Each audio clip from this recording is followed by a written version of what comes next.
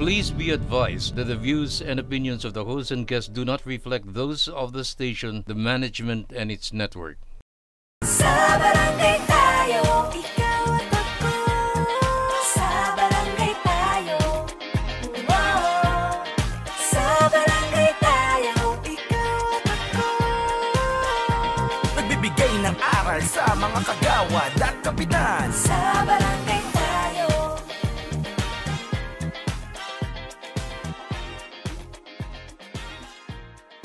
Isang magandang araw po sa inyong lahat mga kabarangay. Ako po ang inyong lingkod, SK Mai Salazar, at welcome po sa isa na namang araw na makabuluhang talakayan para sa ikagaganda ng serbisyong barangay.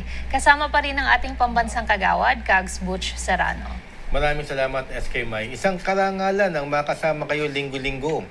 42,054 barangays para pag-usapan natin ang mga naayon na batas para mapagbuti natin ang serbisyong barangay. Kasama natin ang napakaganda at napakagaling na kagawad, Marie Formentera Ferrer. Maayong adlaw sa atong mga igsuon nga mga Bisaya. Ako po ang inyong lingkod, Kags Marie Formentera Ferrer, upang magbigay ng serbisyong higit pa sa inaasahan ninyo. Kasama pa rin po ang ating pinakabagong co-host at pinagpipitagang kapitan, Cap Dondon Francisco. Maraming salamat, Kags Marie. Salamat sa mga council, sa mga kapwa ko public servants. Ang tanging may iwan lamang natin ay ang ating serbisyo. Ika nga, performance speaks. Kaya samahan kami dito. Sa barangay tayo. Ayan po. Kamusta naman po kayo? Welcome back, Kags Marie. Welcome back, Kags so Marie. much. Kamusta na Ayan. yung pangangampanya? Di po ako Hindi, joke lang. nangangampanya. Paglilinaw lang Pero po. nakakatuwa kasi talagang for the past few weeks, sobrang busy ng lahat. Lalo na nagsimula na ang paghain ng kanilang mga COCs. At nagkita pa tayo sa isang function ng administrasyon, Oh, di ba? yes, opo. Kino-cover natin. Tapos nakita ko nga, napaka-formal mo. At para kang isang bulaklak na talagang nagsa-stand out sa mga tao. Panghapag. Kainan. Halina't magtanim ng prutas at gulay. Ganun po talaga kapag bumabalik po eh. Na-off-right po eh. Pero nakakatuwa yun, no? Kasi we have witnessed the alliances of 5 political parties dito po sa ating bansa. We have the PFP, NUP, NPC, Nasyonalista at Lakas. At doon rin isinabay ang pagsasabi ng ating Presidente Bongbong Marcos kung sino po ang kanyang mga ini-endorso para sa pagkasenador. Yes, bagamat wala kaming ini-endorso din napapag-usapan lamang at hindi pa naman talaga nagkakaroon din yung opposition ng official senatorial lineup na kanilang ipipresenta. I don't know kung magkakaroon nga o hindi. Pero maya-maya pag-uusapan natin yan kasi yung nag-file na ng COC last day po kahapon. Opo. So, ang daming nangyari, kaya mapapag-usapan po natin yan. Speaking of filing of COCs po, yung po ba, without naming names, yung mga nag-file po ba, expected po ba ninyo natatakbo po sa susunod na eleksyon? Meron po ba kayong mga napupusuan before na tatakbo pero hindi po nag-file? Meron, yung katabi ko. Ang galing naman ng pasok. Hindi po talaga ng segue. Ang galing ng pasok ng Kags Marie. Bakit ka nga naman hindi nag-file Diba? up? Wala pa sa panahon. Yeah. Hinuhulma pa tayo ng tadhana. Pero mamaya, Kap, maganda yung topic natin about dyan kung sakali na sana na tumakbo ka dahil definitely mananalo ka naman. Pero yung succession ruling, mamaya pag-uusapan May natin. topic dyan, maganda yan. Usapan po natin yan. Tama.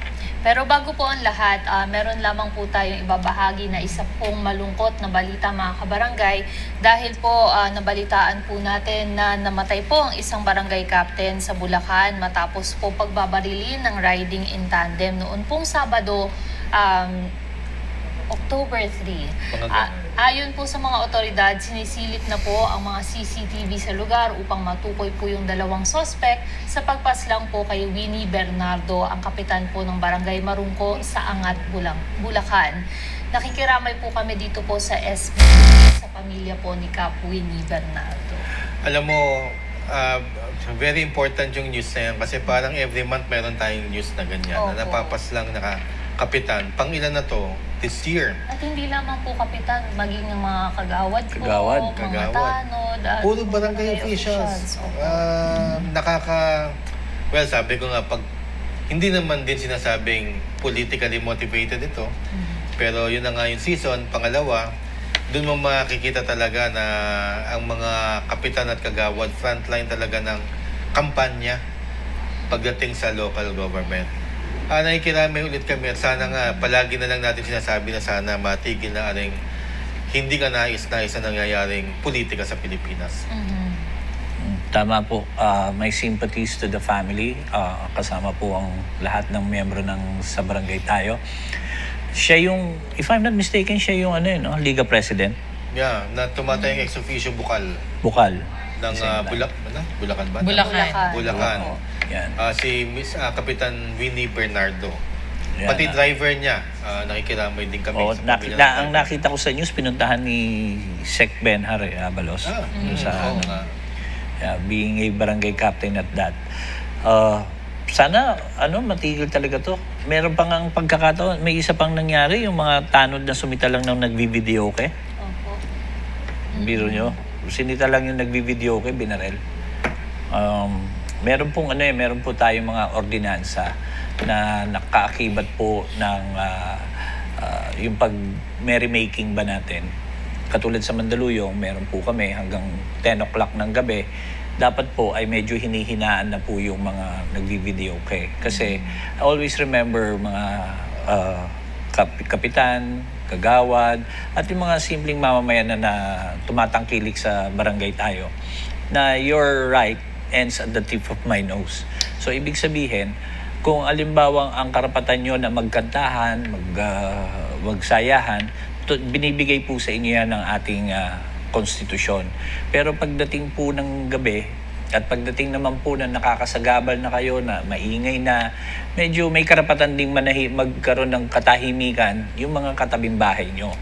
So, lagi tayong dapat maging sensitive sa mga ganyan. Hindi, kung maaari sana, wag nating daanin kasi porket nakainom, nasita ng tanod, ito na, nabaril na. Hindi po maganda yun. Dahil nadadaan naman sa pag-usap Kung alimbawang suplado yung tanod, maliyo yung entrance ng pag-approach, sumbong nyo sa kapitan. Dahil immediate niya yan yan po yung kanyang mga sundalo, ika nga, at taga-saway o yung frontliners ng barangay. Pero wala po tayong karapatan kumitil ng buhay. Yan po. Maraming salamat po dyan, Cap Dondon. And pandagdag ko lamang po, at the end of the day, ang mga barangay officials po natin, ginagampanan lamang po ang kanilang mga trabaho at kanilang mga tungkulin. Kaya dapat po natin na tatandaan po yung mga ganyan pong paalala po, katulad ng sinabi po sa atin ni Cap Dondon. Ngayon naman po, pag-usapan naman po natin ito pong civil service eligibility o BOE, dahil po madalas po nating kukuhang tanong po ito, hindi po ba? At ang ating pong update, ang Civil Service Commission po ay naglalayon po na ang mga barangay officials na nakakumpleto ng kanila pong termino on or after August 1, 2012 ay pwede pong mag-apply sa Barangay Official Eligibility o BOE. Ang BOE po ay binibigay sa mga barangay officials gaya po ng punong barangay, sangguniang barangay, sangguniang chairpersons at appointed officials gaya po ng barangay treasurers at barangay secretaries. BOE applications should be submitted to the CSC Regional Office or Field Office having jurisdiction over the barangay where an applicant has rendered services. The list of documentary requirements and application procedure are available on the CSC website www.csc.gov.ph/barangay-official-eligibility-BOE. Ayan, maraming salamat, SK. Alam mo, SK, ang daming nag-react sa pinost nga natin kasi announcement yan ng Civil Service Commission. Meron din mga nagtatanong bakit hindi daw kasama yung tanod, BNS, BHN. Well, hindi ho kami gumawa ng batas. Civil Service Commission po ang gumawa. So, hindi na ho namin pwedeng ma-justify kung bakit po ganon. Pero ang announcement nila, from August 1, 2012 hanggang ngayon, pwede mag-apply basta nakatapos kayo ng one term. Marami nagtatanong ano ba yung bakit one term since 2013 pa ako, Kagawad Butch, at hanggang ngayon nakaupo ko. Sobra-sobra kayo sa one term, okay po yan. Basta ang hinihingi lang one term. Pero ang importanteng tanong, na-election ng 2000, ito lang, recently, 23, kung naka one term na raw siya, hindi pa. Kung yan ang first time mo, tatapusin mo whether 25 yan, or yung pinaplanong 2028 or 2026, kailangan matapos ka ng one term. Considered ba kung 2025 ka, 2 years ka lamang, considered ba na one term yun? Yes, one term na po yun para sa Civil Service Commission. Nakatapos ka na ng one term. Meron ding, ewan ko na ito yung, sorry, idadigress ko na ng konti sa 6-year term, no? Kasi para yatang medyo may mga nalilito na bakit 2 years lang kami. Hindi, 2 years lang ho kayo ngayon. Pero babalik tayo ng 3 years pagkatapos ng 2025. O, 3 years talaga. Wala hong nabago doon.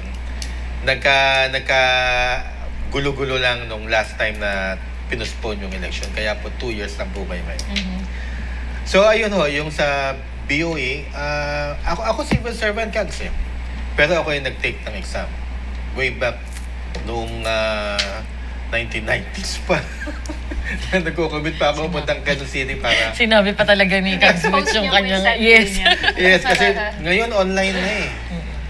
Ako noon, nakitulog pa ako sa friend's house ko kasi ayokong malate dahil kailangan 6 p.m. nandun ako sa nakalimutan ko na kung saan 6 p.m.? 6 a.m. 6 a.m. I'm sorry, 6 a.m. Inuman yun, Kags Butch, pag 6 p.m. Okay, yun nga. Minum din ako pagkatapos at awa ng Diyos pumasa tayo. Galing. Ako naman, Kags, yung dyan sa civil service eligibility na yan, in-apply ko yan. Bago matapos yung term ko, in-apply ko siya. At nakakuha po ako mga kabarangay ng barangay official eligibility. Tapos nakalagay din doon kung ilang years ka nag-serve. Naka-indicate rin doon. At napakabilis lang din ng kanilang proseso. As long as you have the list of requirements na comply mo, ipapasa nyo lang. Siguro mga after 3 days, makukuha nyo na yung inyong BOE. Yes, maganda po ang proseso dyan sa civil service. Sige, mga kapwa public servants na nainganyo ako. Samahan niyo po ako, sabay-sabay tayo, lalo na yung mga nakapagtapos ng isang term. Mag-file tayo, mag-ano tayo. Ako, susubukan ko po immediately. Maraming salamat po. Ngayon naman po, isa din pong update natin para sa ating mga kabarangay. Katatapos lamang po, kagaya po nung sinabi ni Kags Butch kanina, ng filing ng COCs. At napansin po natin na mas marami po ngayon ang tumatakbong magkakamag-anak. Tila lantaran po dahil po magkaka-teammates pa po ang napansin lamang naman po natin. For example, for governor, ang nanay po, to vice governor, ang anak, at mayor, yung tatay po, and then vice mayor, anak na naman po. Hindi po kasama mga kamag-anak o asawa na congressman o bukal o konsihal na same ticket. Hindi po ba meron po tayong dapat sundin na konstitusyon na anti-political dynasty? Ano po ba ang masasabi po natin tungkol po dyan? Well, technically, wala pa naman tayong ipinapasa na anti-political dynasty law except for SK. Actually, sa SK, akala ko nga masusundan na yun, Kags, tsaka Kape. Kasi nag-start na silang gumawa ng Reform Act for SK in which meron doong clause na nagsasabi na up to the 2nd degree of affirmity and consanguinity. So, ibig sabihin, eto, kasama pati yung kamag-anak mo, yung kapatid mo, bawal yung tatay mo, basta bawal yung mga malalapit na magkakadugo. If I'm not mistaken, sorry, it's not 2nd, up to 4th. Up to 4th, yes. Pag incumbent, yun ang loophole sa batas ng SK. Tama si Kagawad Maria, no, na walang enabling law eh. May anti-dynasty nga nasa constitution pero hindi nagpapasa ang Kongreso at Senado ng enabling law. Ibig sabihin na pinagbabawal na magkakamag-anak. Yun nga, kaya sila rin ang mismong nagtatrampol ng batas na yon. Sila rin mismo, ayaw nila magpasa eh. Pero doon sa SK, bawal kang tumakbo kung may kamag-anak ka up to the 4th civil degree. Incumbent. Of course, Tama si Kags. na incumbent. Yes. Pero ang nangyari, nung last election, ako ang tatay ni SK May. Bababa po muna kayo. Hindi, ang nangyari... Magre-resign. Hindi rin eh. Hindi rin. Hindi ako incumbent. Hindi rin siya incumbent. Tumakbo siyang SK chair. Tumakbo akong kapitan. Pwede pareho yun. kami hindi incumbent. Pinayagan ng Comelec. Parehong nanalo. Ang dami nangyaring ganyan. So, parang that's one loophole na nakikita ko dyan sa batas na yan na dapat masilip nila. At meron naman incumbent pero nag-resign. Nag-resign. Pero allowed pa rin yun kasi ang nakalagay sa batas incumbent. Incumbent, oo. Kaya, yun nga. Well, lantara na nga ngayon, Kap, no? Kasi mag-ina, mag-ama, kumbaga, sila mismo hindi wala nang hiyahiya. Sige na, tinanggap na ng tao eh. Sige na, kaya yan tayo ngayon, pamilya. Maraming ang pinaka mabigat yung magkakapatid magkalaban. Oo. Isa sa pinakamabigat. So, kasi hindi naman natin pwedeng kontrahin yung freedom of expression or right of suffrage ng mga tao na gusto si A sorry, gusto ko rin si B pero magkapatid sila. Paano kaya yun? O kaya yung performance sila parehas magaling. So yun ang ko dyan there are always two sides of the coin. So meron naman nagsasabi sila na lang ba? Di ba? Ganon. Pero ganun pa man, let's leave it to the people to decide because Vox Populi, Vox Dei, Vox Populi. So what's the voice of the people is the voice of God. Ganun lang po yun. Po, maraming salamat po. Ito naman po, kanina nga po napahapyawan po natin, napag-usapan nga po natin ito pong rules of succession. At marami din po tayo mga kabarangay na nagtatanong tungkol po dyan. Ito pong isa po sa mga katanungan na na-receive natin, very specific po, ang sabi po niya, kung hindi raw po tinanggap ni Kagawad number 1 ang pagkakapitan dahil po ayaw po niya, ano po yung mangyayari at sino po ang magiging kapitan? Magandang tanong yan. Actually, nag-post tayo sa FB ng Rules of Succession at maganda rin ang at least nalaman na nila na pag si Kapitan tsaka si Kagawad tumakbo, umangat ngayong eleksyon kung anong mangyayari. Pero halimbawa nga nanalo si Kapitan. So, ang Rules of Succession dapat si Kagawad number 1, di ba? Ang mag-a-assume. Paano kung ayaw ni Kagawad number 1? Tatanungin ko si Kags Marie tsaka si Cap Dondon kung tama ang ating pong sinagot. Sapagat ang sinagot po natin you are duty bound na tanggapin mo yan. Hindi pwedeng hindi. Kasi tumakbo ka and you must be ready kung ano man ang mangyari sa kapitan mo o sa mga council mo. Pero kung ikaw ang Kagawad number 1, responsibility mo yan. Responsibility comes with with a purpose na dapat kung ano man handa ka. So ayaw halimbawa ni Kagawad number 1, kailangan mo mag-resign. Kasi walang magiging rules of succession. Hindi pwedeng, si number 2. Mag-resign ka para mag-number 1 yung number 2 at doon ibibigay ang pagkakapitan. Kags ka, paano ikaw ano sabi nyo dito? Siya muna. Ako daw po muna. Okay. Mga kabarangay, alam nyo ito, napaka-interesting nito, lalo na dun sa mga incumbent officials na pagka minsan kasi may nangyayari kay Kapitan, it's not just kung nag-resign, nagkasakit, or tumaas ng position. Kasi yun naman yung usually na kung bakit nababacate yung position ng Kapitan. Pero po yung sa number 1 succession po kasi, tama yung sinabi po lahat ni Kags Butch. And I agree with you, Kags, kasi according by law, na dapat sa succession ruling, sunod-sunod yan. Diyan pumapasok yung number 1, number 2, number 3, number 4, hanggang number 7.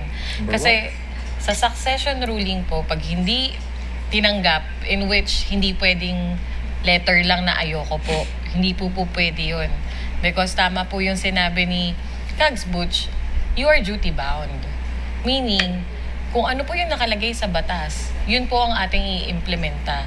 Na kung saan kapag ang number 1 Kagawad po ay tapos, yung kapitan po ay na-vacate yung position, automatically, it is the duty and responsibility po ng number 1 Kagawad. But let's say na talagang ayaw niya. Personally, may reason siya. For some reasons, we don't know. Ngayon po, ang gagawin niya is to resign. Hindi pwede na just because you don't want the position. Or hindi rin pwede na dahil pinakiusap sa'yo ng isang kapitan. Diba? Or na-influensyahan ka ng ibang politiko Kasi pwede naman mangyari talaga yan. Lalo na kapag kalaban si Kagawad number 1. So ngayon, yung number 2 po, siya po ang mag-a-assume. Kasi merong mga alleged at the same time discussion about it na kapag hindi tinanggap ni number 1, pwede bang mag-appoint na lang si Mayor, yung local chief executive natin? Pwede bang i-resolution na lang ba yan ng konseho? But according to law po, we have that clause na tinatawag natin succession ruling. Okay. Okay. Good. Okay, Kap. Sinabi na niya. Yes, Kap. Wala, tama lang po yung sinabi. Actually, beforehand, ganito po kami sa barangay tayo. Hindi po kami magsasabi ng kahit ano na hindi kami bumabase sa local government code, ang Biblia po ng mga nanunungkulan sa local government, kasama po ang barangay. And at the same time, nagtatanong pa kami sa mga nakaupo o mga nasa nanunungkulan sa DILG o sa kung saan pa mang departamento o ahensya ng gobyerno na may kinalaman sa mga katanungan nyo.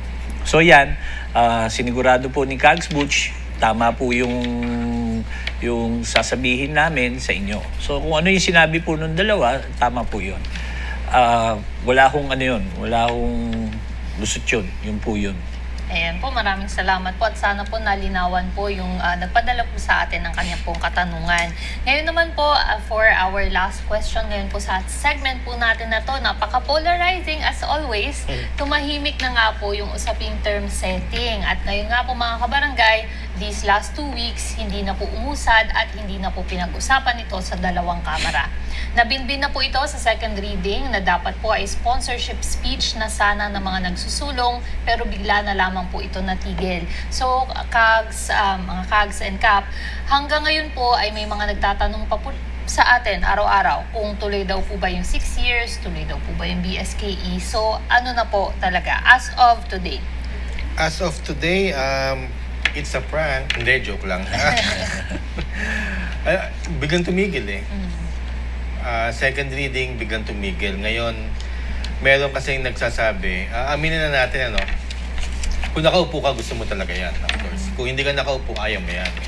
So, tayo, yung pros and cons lang, So, meron nagsasabi na pinangakuan daw sila ng congressman nila o pinangakuan sila ng ganito, ng mas mataas na opisyal na planchado na.